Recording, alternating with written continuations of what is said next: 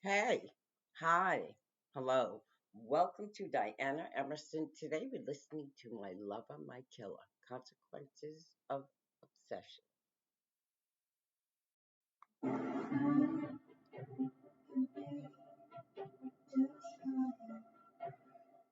After two troubled relationships, Keely McGraw makes a fresh start with a new man.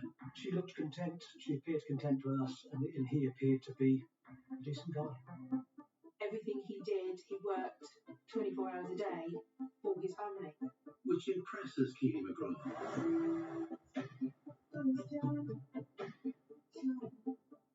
But the couple is destined for dark times.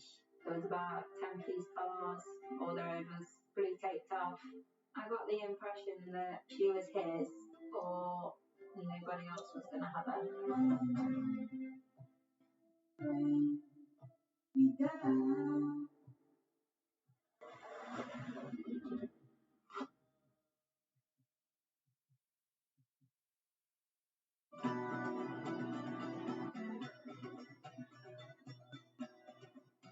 Keely McGraw and her sister Alex moved house more than most because of Dad.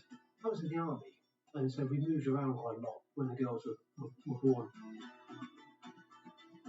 It's mainly me bringing them up by myself. Living on army bases, one daughter, Keely, particularly has fun. It was sociable for us and sociable for children as well. We'd often have barbecues and sort of house parties that families would get involved in, so they both grew up in quite a social environment.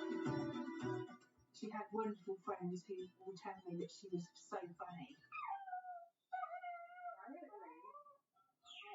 As she grows, Keely becomes quite the character. Keely was quite independent, feisty, quite willing to do things on her own. Traits that land 16-year-old Keely in trouble at high school. She became a bit disruptive while she was there. Easily led. She would do what anyone else wanted her to do. She wanted to go out and work, didn't get on very well with school, didn't like authority very much.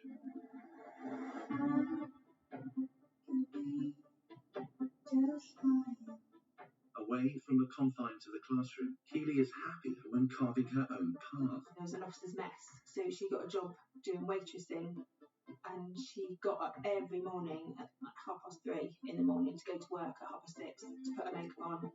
Always had to have her makeup on. That's what she needed to do. She loved work. That was what she was born to do, to go to work, not to go to school. I think it just fitted in more with her independence. As a young woman, Keely experiments with her image. She always had different coloured hair. I couldn't say what colour her hair would be when she used to come and see us. Sometimes it was red, sometimes it was brown, sometimes it was blonde. Whatever colour. She later becomes a regular as her favourite hairstyle. She always looked really nice when she came in, she did make effort and things like that, and obviously having your hair done as well. She always looked nice. She didn't need makeup for a start. She was beautiful without it. She didn't think that. She had no confidence, no self-esteem, so she wore a mask, basically.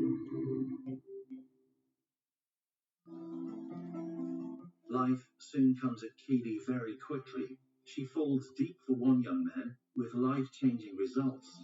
In her first relationship, she had 2 children, and they were together for 3 or 4 years. Keely isn't ready for the consequences of how her life has changed. She was very young, so she did have postnatal depression. She did hide it to a certain extent from us. But she then seemed to settle.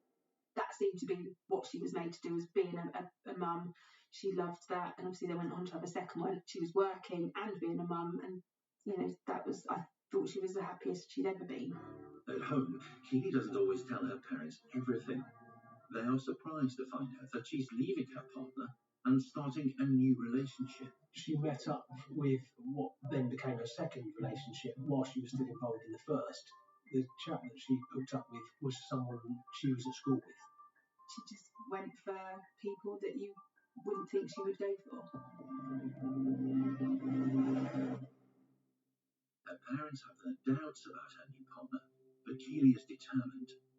She'd moved up to Derbyshire with her second partner, who she went on to marry. Already having suffered postnatal depression, Keely is now a long way from her parents. She was definitely vulnerable, but she wouldn't listen.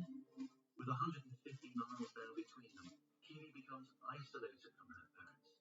They suspect she may be in a difficult relationship. It was uncomfortable knowing that she had moved away, not knowing exactly what had happened, but knowing enough to know that it wasn't great. During this time in her life, a decision is taken for her children to stay with their natural father back in Hampshire. Keely's parents are concerned about how she's treated. I don't know what was happening at that time, but I think she was the lowest that she would ever get to at that point. We had lost contact in that period. I just wanted her to come home. She was so far away. I just wanted her to come home. She wrote me a letter a few years ago saying she wished she'd listened to me. I was right, and she should have listened.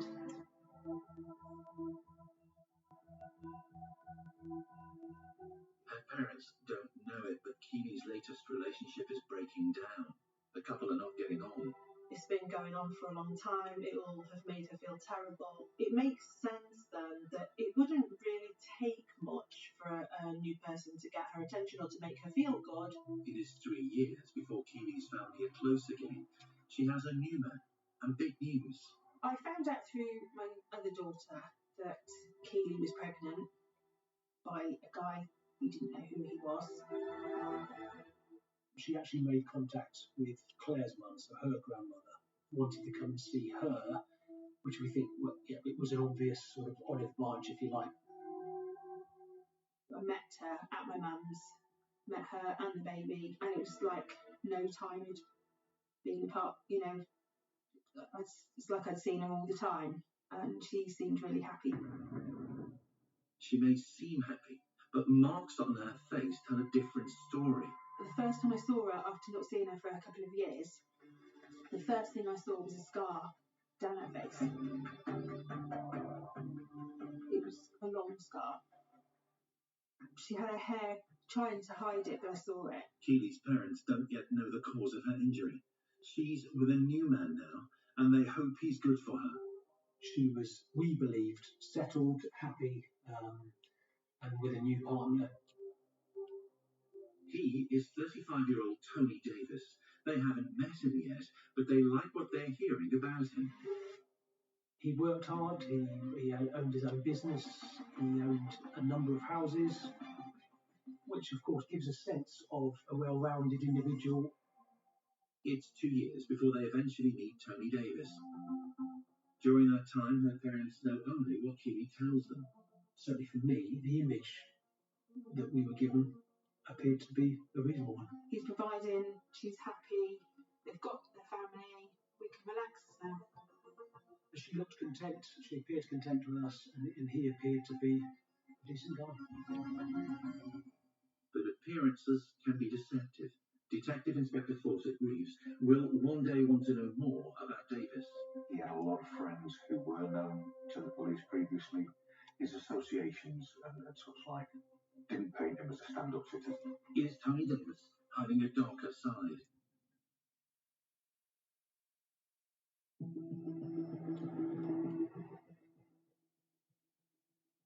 27-year-old Keely McGrath appears to have turned her life around since meeting new love Tony Davis and starting a family. She's made some good friends too. I first met Keely about 7 years ago where I used to work behind the bar. She used to come in with Tony after he finished work. Yeah, they seemed a happy couple. Then he used to have about 30 bud wiser every night. Keely won't be far behind the blue WPDs. Tony Davis plays hard, but he's known to work hard too. He's people's landlord, he's a businessman. His dad before him owned land and houses and businesses that Anthony now owns. And so in a community, that's somebody who's well known, but is also well known with an air of authority and respectability. He ran a business involving plant hire, diggers and trucks, taking muck away and that sort of stuff. Anthony works long hours, 6 days a week. She said that he was always thinking about the business, always talking about the business, always wanting to expand the business. And that kind of resonates with me, with my outlook in life. So again, it was like a box ticked. He was looking towards the future. Everything he did, he worked 24 hours a day for his family. Davis has a checkered past with his own family. Keely told us his dad had died a few years before. He hadn't spoken to his mum in years. That was it. So we didn't know anything about he had no family as far as we were concerned. After inheriting his father's business, money is not an issue for Davis. She'd come and visit us probably once a month for the weekend. She always brought money with her. She always had cash. She was always spending it on everybody. She knew that he appeared relatively successful, and she would portray that to us, but she never appeared to know to what extent, and so we didn't. We had to go and pay money in for him all the time at the banks, but that's what got us tracking. It was flash. He wanted to present as the successful businessman. He wanted to present as the affluent individual, and that's just how he behaved. But is the business above board?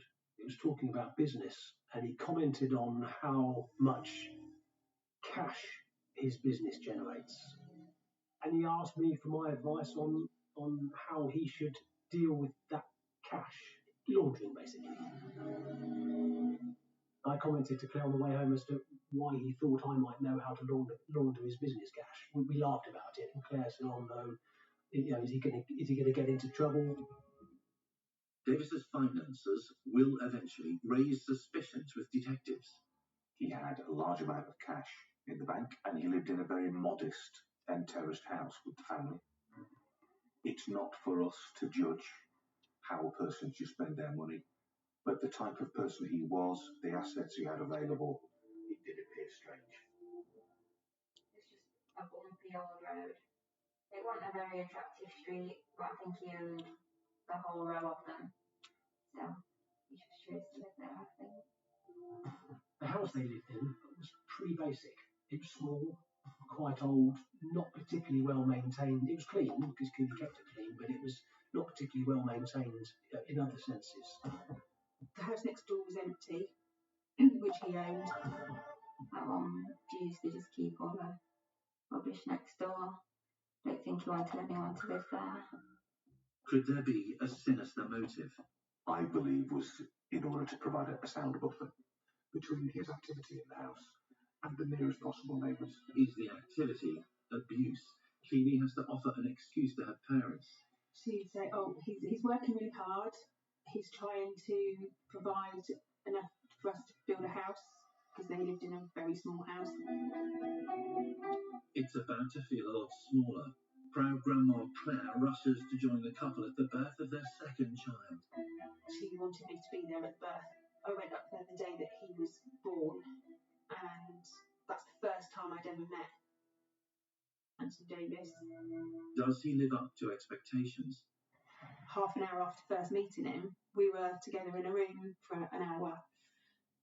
It was a bit uncomfortable because obviously I didn't know him. I was a little bit unsure of him. He was quite sarcastic and full on.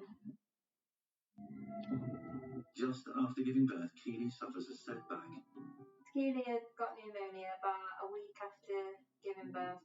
After becoming a father for the second time, Tony Davis has a surprising reaction to news of Keely's condition. Tony wouldn't take the kid to the hospital for Keely, so I had to go and pack a suitcase for her and take the baby to the hospital for her. And then I think I spent about 4 days with her straight in hospital, didn't go to work, and he didn't come and visit once. It's not the only time his absence will be felt. She came down to stay with us for a few days with what was then the new baby. And he drove her down here, literally dropped her off, stood at the door, and then drove back again. 6-hour round trip. We thought that was odd. It's a trend that continues. They were coming for Christmas Day, and I was so excited because all the family were going to be there. And it wasn't until Christmas Eve she said he won't come. He said he only gets a couple of days off, he wants to spend it at home. You know, Martin and I were quite angry that you've left it until now. he was almost allowed to do that because it was seen as what a businessman would do. You can see why Keely's family would think that's normal. On a couple of occasions we went up there. He was out at work for most of the time. Came back in for an hour or so before we left. In the years that they were together, he and I were probably in the same room for an hour and a half, 2 hours, over 4 years. Tony's relationship with Keely's parents remains distant, but they soon have other worries. Then not long after, she was pregnant again. You know, we were concerned about the fact that they were so young and so close together, but it'll be fine. Her friend Laura suspects otherwise. I think she struggled a bit. Tony never looked like the romantic man. Just all he wanted to do was work. Made money. Keep having kids. She was always stuck with a kid. She could never just leave him and go out and do what she wants. She had to make sure the house was clean, his tea was cooked for when he come in. Tony had come home from work, 15, 20 bottles of bud, which Keely would have to go out and buy in the day and make sure that there was in the fridge ready for when he got home from work. To her parents, Keely presents a rosier picture. She appeared to quite like being the housewife. She cooked us a meal while she was here. She'd never done that, even when she was at home. So to hear that she was cooking these, exotic meals was fun for us, and we laughed about it together. But having her parents so far away is difficult for Keely. She's increasingly more isolated. She often said how much she missed her parents and the fact that obviously her children didn't see them as often. It was little things like that then we would pick up on. It was more like she was told she can't. Davis's controlling behaviour is spotted by Keely's other friends too. I just don't think he liked her going out. It'd always just be look after the kids, and then that just kept her inside.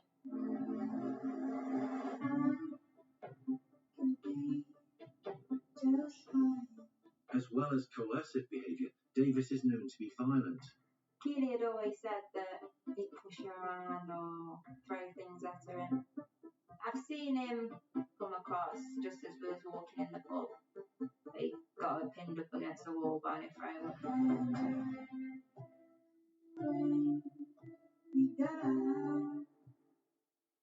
There had been at least one prior call to Derbyshire Police regarding a domestic incident between Keely and Davis.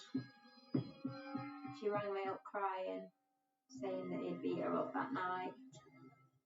I went up there, she sat crying, she got massive bruises on her leg, saying that when she got home, he'd beat her up with a belt, made her sit up all night and said that if she got a message off of a number that wasn't saved in her phone, then he would have killed her then.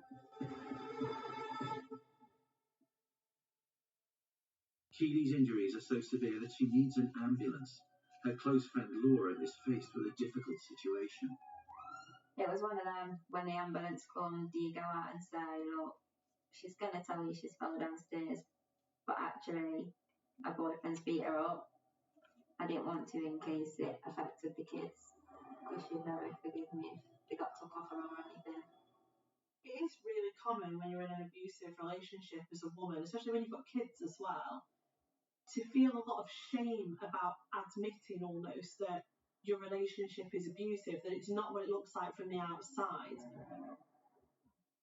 Keely came to what looked like, the perfect relationship from previous abusive relationships and relationships that had broken down. You could see how there'd be even more pressure on her to maintain this and to make it look like everything's okay and that she's not a failure. I'd ask her if she'd ever leave him, and she'd never really give me an answer. The week after, Keely would be like, oh no, we're fine now, everything's back to normal. And then something else would happen, and then it'd just be the same thing all the time. We had the conversation, I was like, look, you are going to end up dead if you don't get out of this.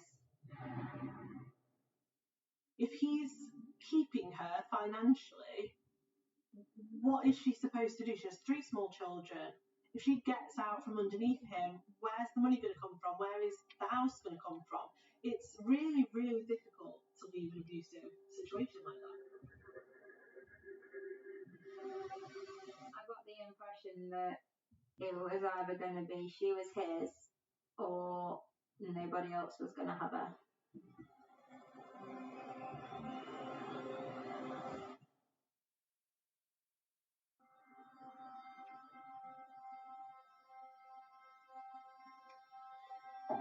"30-year-old Keely McGrath has already escaped difficult relationships. The mother of 5 is now being abused by her partner, Tony Davis. She seeks solace in a new friendship.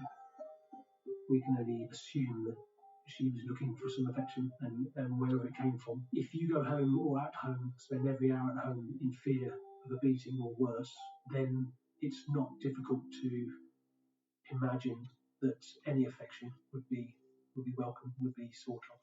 Keely has started a relationship with a neighbour who lives several doors down. It made her feel good about herself. I think all that she ever got off Tony was he'd come home from work, have sex with her, and then go back to work. Davis clearly had a lack of respect for Keely. She was a trophy bride, in my opinion, is how he treated her. Sleeping with someone else. She'd talk about it with me, and she was very happy about it. That somebody was making her feel good. I think it was very readily obvious that relationship was an opportunity for him and a get out for her. I think she was seeing him for quite a while. She'd go and meet him while the kids were at nursery. I don't know where she went, in the car somewhere.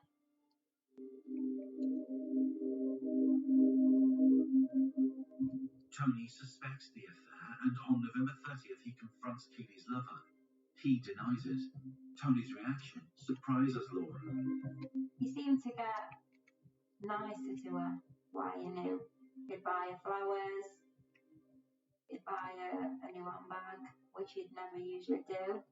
So she thought, it's okay.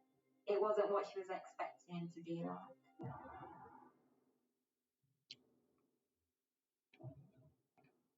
With Christmas approaching, Keely takes the children to see her parents. She came down to take her 2 older children to the pantomime and for me to look after the 3 younger ones. But she's not herself. She came back, went straight to bed, and was generally quiet throughout the weekend. I thought, she had 3 children under 3.5. She's tired. There's something else on Keely's mind. Keely phoned saying that Tony rang her that one of his mates had seen her with a man parked at the side of the road. Whilst Keely is away spending time with her family and her children, Anthony is aware of her relationship with that neighbour that lives a few doors down. And so that whole time she's away, he's thinking about that, stewing on it.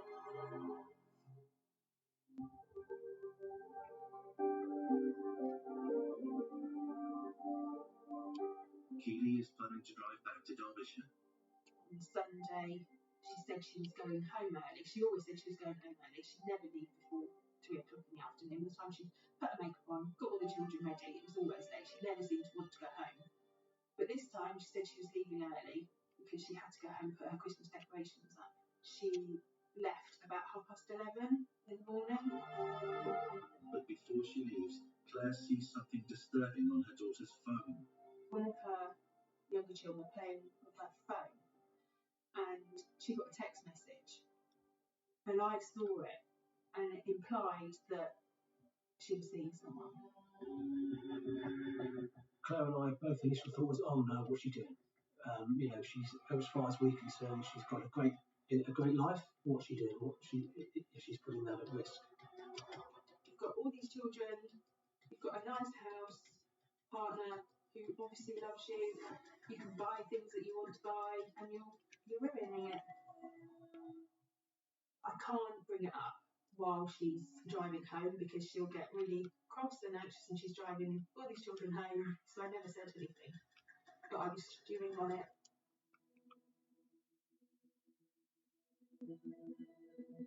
Back in Derbyshire, Keely visits the hair salon. She seems in good spirits. She did say she was going on a night out with some friends. She was really excited about it and couldn't wait to go. I think it had been quite a while. It might have even been the first one since having a little girl. And obviously just for Christmas in general. She loved Christmas. She used to decorate, probably from the beginning of November. She'd always put her decorations up. Not this year. Tensions are mounting between Keely and Tony Davis. He gives her an ultimatum. Tony rang Keely saying that she had to tell the guy who she was having an affair with, that he had to tell his wife that they was having an affair before somebody else did. Keely follows orders. Her lover's wife learns of the affair. Emotions are high. As soon as she'd become aware that this affair had taken place, she was straight round to confront Keely. Keely phoned me saying that the lady next door had barged away through the house. I think Keely was probably open and honest with her, which resulted in that neighbour assaulting Keely. When I finished work and went round to Keely's, the oldest boy came running up to me and said that the lady next door had hit Mummy in the face. She said she just stood there. She said, I think I deserved it. Keely senses that retribution isn't over, but there's no sign of Tony. Davis had gone off in a huff. He'd gone to spend it free and had gone to stay with some friends nearby. Been to the pub, got drunk. Fueled by alcohol and drugs, Davis decides to tell Keely's parents about the affair. They know nothing about any abuse that Keely has suffered. I had a text message from him saying, Keely's seeing someone else. I'm distraught. I can't believe it. I'm so upset. I did everything for her. I wrote back and said, I know you have. And I just said, I can't deal with this. So he then started texting Martin. My text back to him was quite supportive of him, saying, we're here to help. We don't want to interfere, but we're here to help. Keely's parents are unaware that Davis is playing off against their daughter. Davis is an extremely controlling individual, not just of Keely, but of those in her close environment. People had succumbed to what he was telling them. He also started to manipulate Keely and tell her that her own mother had said, you know, if that relationship breaks down, we wouldn't have you back here, we wouldn't look after you. Something that Keely's mum had never said. But it's a way of cutting off that last avenue of support. I called her and she was really upset. Where is he? Where is he? I said, I don't know. He's just texted me. What are you playing at? Oh, you have no idea, Mum. And she hung up on me. Davis has spent the night drinking in the pub. He's not responding to Keely's messages. He's still not home by the early hours of December 13th, and so Keely is texting him, trying to find out where he is. Around 1 a.m, he decided he was going to confront her about it. I sent Keely a couple of messages when I finished work, which she didn't reply to. I had an app that told me where she was, and the night before, when I went to bed at 10:30, it said she was at home. The next morning, she wasn't there anymore. I messaged her when I went to work in the morning on WhatsApp, and it only had one tick next to it. I tried to ring her a couple of times. Nothing. On Thursday morning, I was working from home, and I sent a text to him around about just after 9 o'clock, saying, I don't want to interfere, I don't know exactly what's happening, but the children are the priority, make sure they're safe and looked after, and we'll deal with the rest. He sent a text back to me immediately, within a minute or so, saying, yes, the children, but everything will be fine. So it was almost like a sigh of relief. Okay, so he's going to forgive her for what she's done, and they'll be okay, and it will be fine. At 9:45 in the morning, Tony Davis calls 999 to request an ambulance. At midday, he makes another phone call. He called me up on my mobile. He said, Are you on your own? Are you driving? So the questions he was asking me, I knew I was being set up for some bad news. And I was there to put him on loudspeaker. Given the messages that we'd exchanged earlier on in the day, I thought the bad news was going to be something along the lines of, we've split up, I've kicked her out, she's left. And then he said, Keely passed away this morning. What? What? He said, she's died.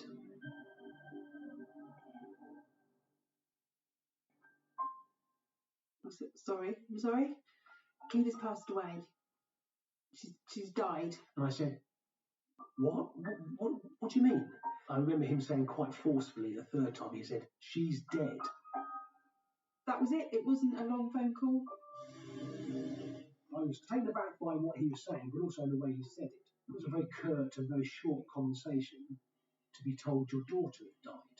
Regardless of the circumstances, you'd have thought that the partner would have given more explanation, given some more circumstances or some background, but it was evident that he was keen to get off the phone from me.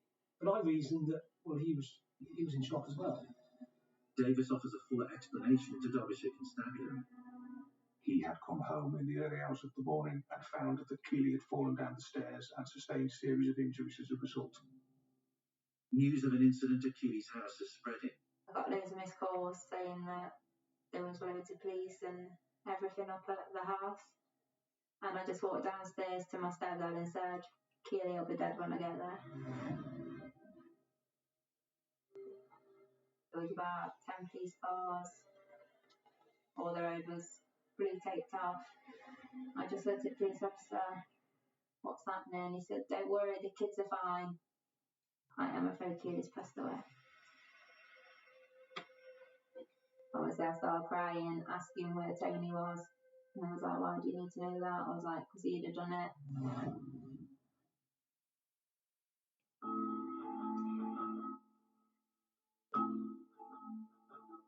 Claire and Martin McGrath have just received devastating news. Their daughter is dead.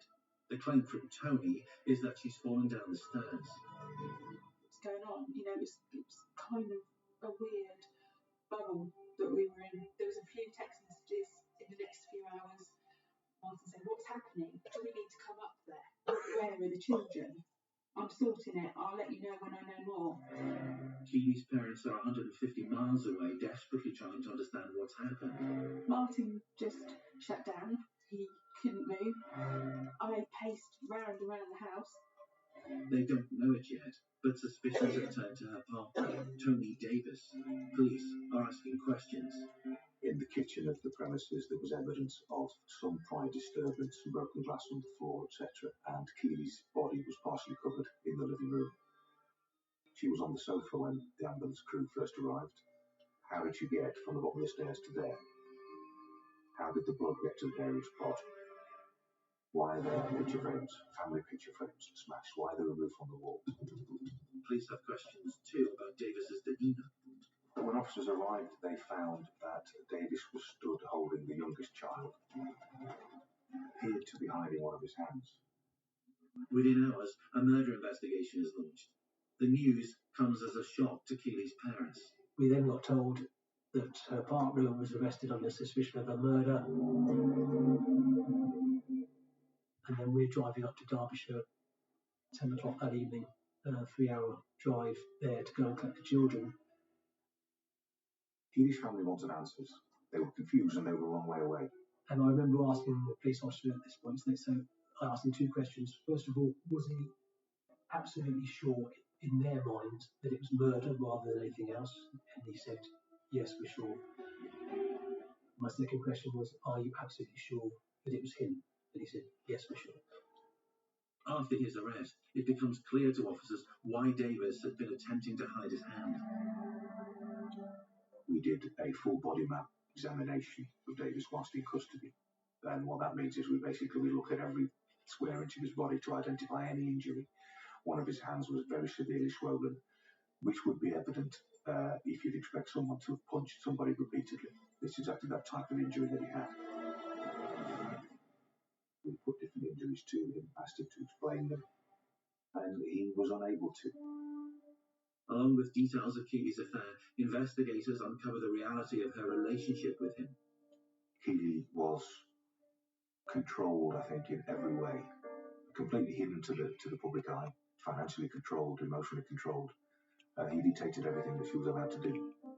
Police spend the next 7 months building a case. They find vital evidence on Keely's phone. Text conversations, WhatsApp conversations, etc.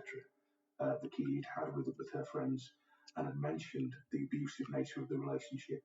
And indeed, she shared a photograph, a selfie of an injury, black eye, which she was quite clear when she disclosed to her friend Davis had punched her. It was the first of a series of shocking revelations for Keely's parents. We didn't see any signs. Now, looking back, even now, 3.5 years later, something will come up. Do you think that's why? If you don't know, you perceive a victim of domestic abuse to be a shrinking violet. Keely wasn't a shrinking violet. Keely's friends and family try to make sense of it all. Whether he said to her, if you say something, I'll hurt you more, I'll hurt the children, I'll hurt them. Again, it's something we'll never find out.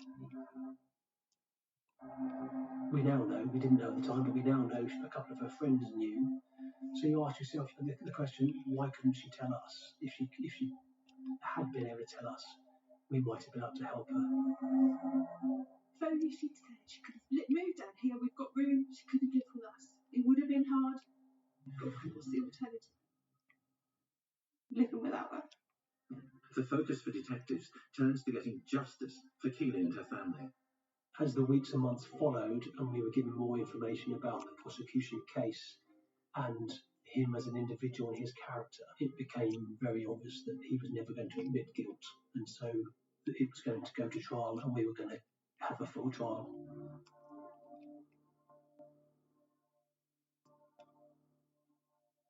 Over the course of the trial, her parents endure the devastating details, including videos of their daughter's suffering. He made videos. The last one was quite menacing, where he pulled faces and said, "This isn't going to end well."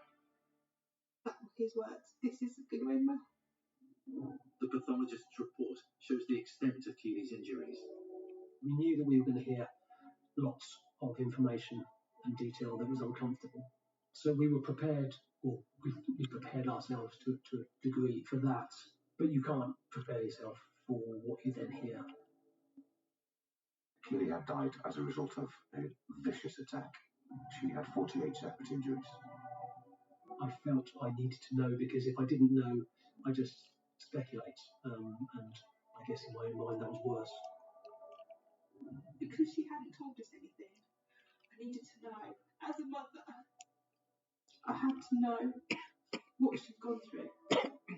So she had 2 fractures to her skull, 14 broken ribs, 6 on one side, 8 on the other, 2 punctured lungs, and the degree of her injuries would have meant she was in severe pain, to the point where she would have been crying out. Just to feel, take some of her pain away. If only I could have done.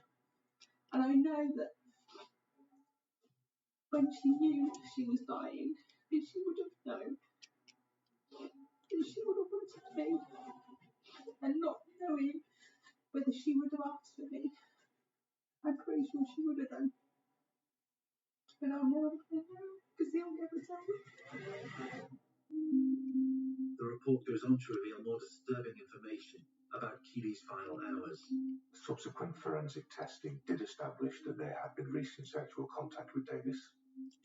Impossible to time exactly when, but putting all of those features together, I remain convinced that during the course of that attack, Davis raped Keely. We heard so much horrific detail. To hear that your daughter was raped, and for that not to be the worst thing you heard that day, kind of puts that in perspective. But he just sat there. When they were showing all the pictures of all her injuries, he didn't even move, didn't even change his face expression. They don't know whether she died initially from the brain injuries or from the collapsed lungs, but both of them would have killed her. They just don't know which one came first. I couldn't imagine what she'd went through that night. The report raises questions about how Davis claimed Keely had died. Having that level of broken bones and injuries wasn't consistent with falling down one flight of stairs.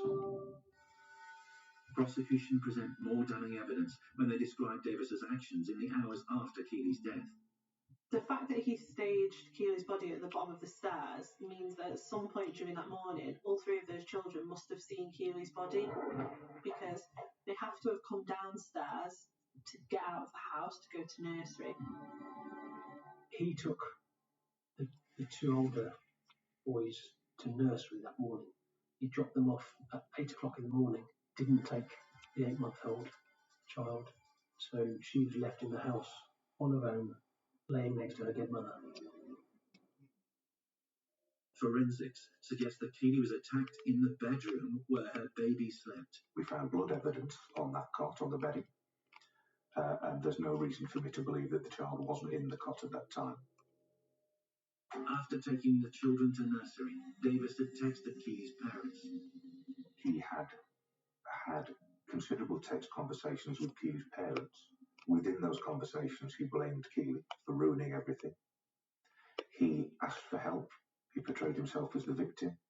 I don't understand what's happening. What about the kids? What am I going to do from here? But Keely was dead at that time. He'd already murdered her. As they hear the evidence, Martin and Claire sit just feet from their daughter's killer. He looked at me.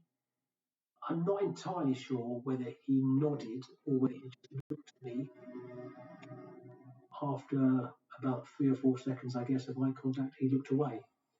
And I remember thinking to myself, he's guilty. On the 15th of July 2019, after 2 days of deliberations, the jury reaches its verdict. We were called back in, and it was guilty. Once you know that the verdict is guilty, it becomes, well, it was obvious. It was obvious that he was guilty. But when you're going through it, it's highs and lows of emotions. You can't imagine how it feels. I very clearly remember seeing Martin and Claire directly in front of me, and I saw the weight disappear from their shoulders physically. And it was extremely emotional. 39-year-old Tony Davis is sentenced to life in prison with a minimum term of 24 years. I think it doesn't bring Keely back, but I think it's more than we expected. I hate him so much, but I love his children, or Keely's children, more, and so I'm here for them forever. And he hopefully will rot in hell. He's effectively orphaned his own children. The death of Keely has impacted the lives of everyone who knew and loved her. Yeah, we had a lot of good times together. Well, we spent nearly every day together for 4 years. Yeah, she was a very good friend. Very good. I had a tattoo of Keely, well, to represent Keely, holding a balloon. I had it on New Year's Eve, just after she had died. Keep her with me forever. Domestic abuse affects 1 in 4 women in the UK. Keely's parents hope that in sharing her story, they can raise awareness. I don't want anyone else to go through the pain that we've gone through and still go through. It's not something that will ever go away. If we can help just one person, then that would be worthwhile. Losing a child this way has to be one of the hardest things to go through. The day that she died was the day my life stopped.